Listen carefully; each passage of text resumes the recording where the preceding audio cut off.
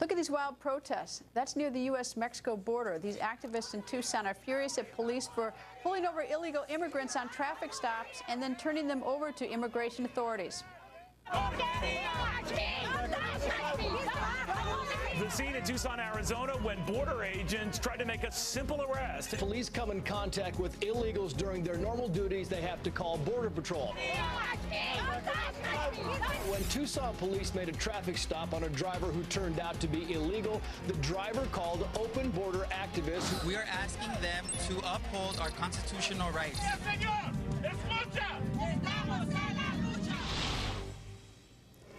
And Sheriff Paul Babu joins us from Arizona. Good evening, sir. Good evening, Greta.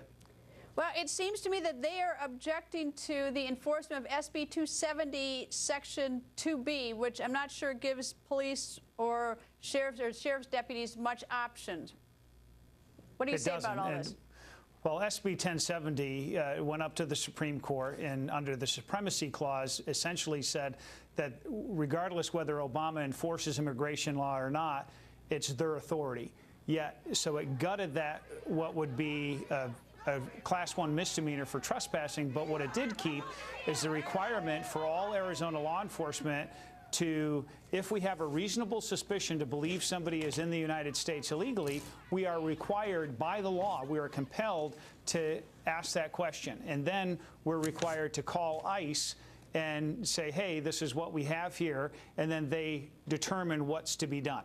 So I wish that, just like happened in Tucson, would happen all across the country, but it's not. All right, so what makes up this reasonable suspicion to think that someone's an alien unlawfully present? I know that if you have a valid Arizona driver's license, a valid Arizona non-operating identification card, or a valid tribal enrollment card, then that's sufficient to show that you're here lawfully. But what would give rise to a reasonable suspicion someone is alien and not lawfully present? Well, it could be a number of other factors. The fact that somebody does not speak English, that would be in law enforcement a clue. The fact that there could be 10 or plus passengers in a vehicle that they failed to stop for law enforcement. My deputies encounter this all the time, so the clues would be obvious to a regular citizen, never mind a deputy. So the troubling part of this is that when we do call ICE, what they say is, well, the person's been here 5 years, nothing confirming or finding out or verifying this, treat them as any other citizen, and then we release them.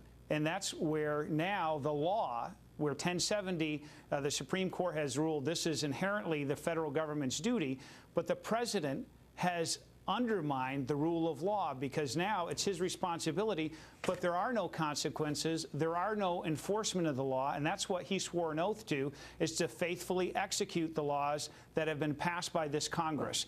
And, all right, well, the protesters, what they object to is the people being stopped and then turned over to ICE. But the problem that I see is that under the law it says that you shall make an effort if you have a reasonable suspicion. And shall, it doesn't say maybe or may. And I think the way, if people don't like it, they should change the law. It's the shall should be changed to may or whatever. But that, I see, is the problem. Well, the Supreme Court, you're right, the Supreme Court kept that in there, and we're required to enforce the law, just like we do on every other citizen.